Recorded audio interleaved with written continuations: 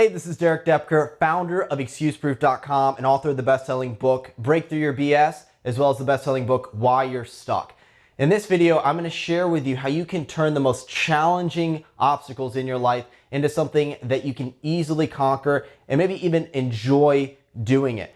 At the very least, I'm going to show you how to make the challenges in life a lot more tolerable and manageable. So even if you don't have a lot of willpower or even a lot of pain tolerance, you can get yourself to do the challenging things that right now you might be struggling with or resisting.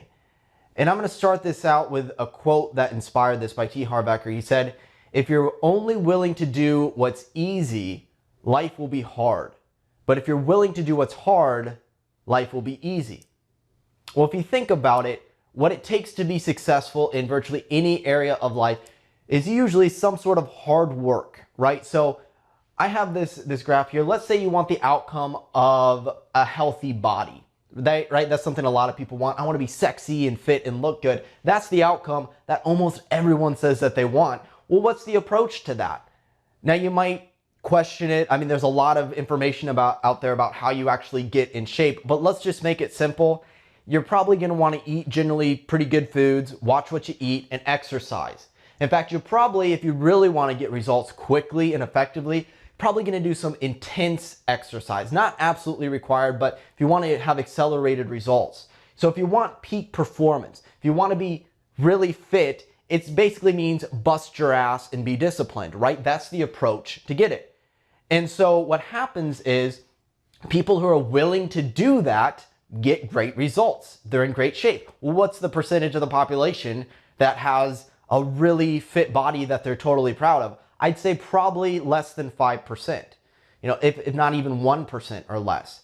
So what's going on here? Well, a lot of people want to look for a different approach. Like, oh, that's too hard. Let me find the magic pill that's going to get me that outcome. Let me find the easy workout. Let me find the diet where I can just eat whatever I want and get that outcome. Usually doesn't work because this is basic cause and effect. You can't just eat a bunch of shitty food all the time and have anything other than a shitty body.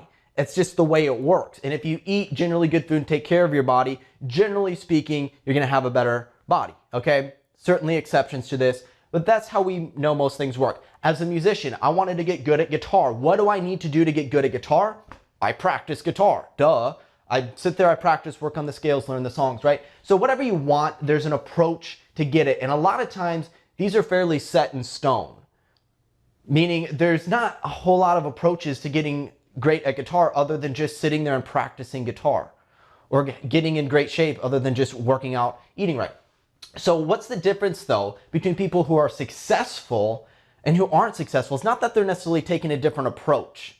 We can't change this usually too much. So it's this mystery area down here. This is where T. Harv Eker is hitting upon something. This is what I've been pondering, that there's something different that comes before the approach that determines your success or failure. There's something right here that determines people who struggle constantly their whole life to try to get this outcome and maybe never get it, versus those who get it quickly, and sometimes even get it with a certain amount of ease and almost effortlessness. So what is this? This mystery thing right here is how you approach the approach. This is how you mentally approach the approach to get the outcome, or even some of the actions that you take. Here's what I mean. I used to not like working out, okay? So in high school, I did not like to work out. I ate fast food every single night. It was like torture. So if I was going to do a workout, an intense workout, the way I approached that was with resistance. I don't like this. I have to do it because I'm forced to in gym class, right? But see, once I transformed my habits and my mindset, now what happened is it's a tough workout. Great. I love a tough workout. Why? Because I approach it like a challenge to conquer. It's almost like, for me, I love video games. So I'm like, it's a tough workout. It's just like a tough level on a video game. I'm going to see if I can do better than I did last week. So what I did when I practiced guitar, I didn't see practice as, oh, I got to practice to get better. This sucks, but I need to do it. It was like, ooh, I enjoy practice. I enjoy seeing myself get better. See, if I looked at practice, if I approach practice as like a fun thing that I get to do, it's a very different mindset and feeling and even outcome than if I approach it like, oh, I have to do this thing. So if the approach is challenging, but my approach to the approach is, I love challenges, it's very different than a person who says, I hate challenges and I'm going to resist it. Now, that's a mindset thing. Let's even look at it even more practically about an external thing that you can do. So if I'm going to do a workout, I can approach it as I'm going to do this thing by myself, or I'm going to approach it as I'm going to get some friends to do it with me. I can approach it as an individual thing or as a group thing. So if you're a more social person and you're working on anything in life, getting fit, working on your business, improving your relationships, and you treat it like, I'm going into this thing as a group activity, as a social activity, that's different than doing something in isolation.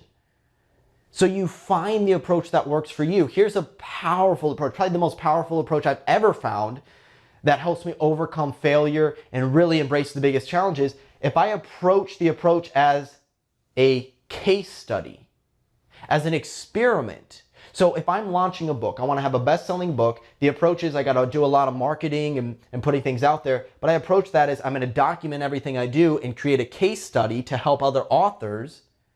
Then I'm willing to fail because my failure is no longer just like, oh, this sucks, I failed this. Ooh, I failed, that's a great thing for my case study. That's a great thing for the next book that I'm working on. As I'm getting organized right now, I want to have an organized life. My approach is I got to keep things clean in my apartment.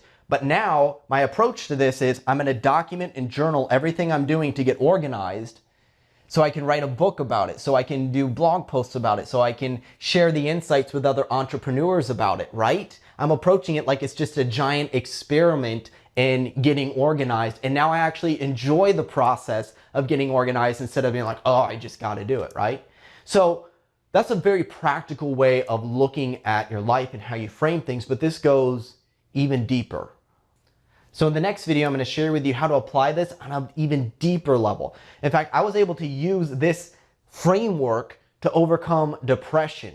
And even in just some momentary feelings of weakness or lack of self-worth or getting down on myself, this same idea and framework helped me break through that.